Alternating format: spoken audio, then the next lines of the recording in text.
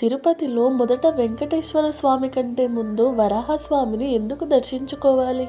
విష్ణు పురాణం, వరాహ పురాణం ప్రకారం కృతాయుగంలో హిరణ్యాక్షుడు భూమాతను బలవంతంగా అపహరిస్తాడు.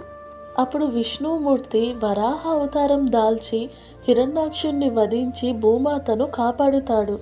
అందుకు భూమాత సంతోషించి, ఓ ప్రభు, మీరు నన్ను రక్షించారు, అందుకు గాను మీకు ఈ భూమిపైన ఎప్పటికీ ఒక ఆలయం ఉండాలి అని కోరుకుంటుంది.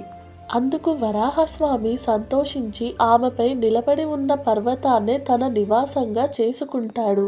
ఆ పర్వతమే శ్రీశైల శేషాచల తిరుపతి పర్వతం. యుగాలు గడిచిన తర్వాత విష్ణుమూర్తి శ్రీనివాసుడిగా అదే పర్వతంపై అవతరిస్తాడు. కానీ ఆ శేషాచల పర్వతానికి అధిపతి వరాహస్వామి.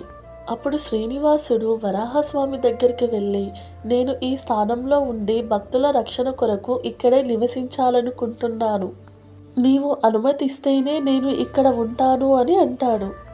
అప్పుడు వరాహస్వామి సంతోషించి అనుమతి ఇస్తాడు.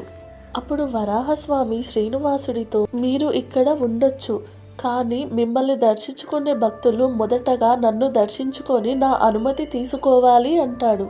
అందుకు ఆ వెంకటేశ్వర స్వామి సరే అని ఒప్పుకుంటాడు.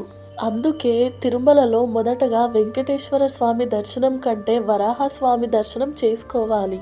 మీకు ఇప్పటికీ ఈ విషయం తెలుసుంటే ఓం నమో వెంకటేశాయ అని కామెంట్ చేయండి. ఇన్ఫర్మేషన్ కనుక మీకు నచ్చినట్లయితే మన ఛానల్ని లైక్ చేసి సబ్స్క్రైబ్ చేసుకోండి.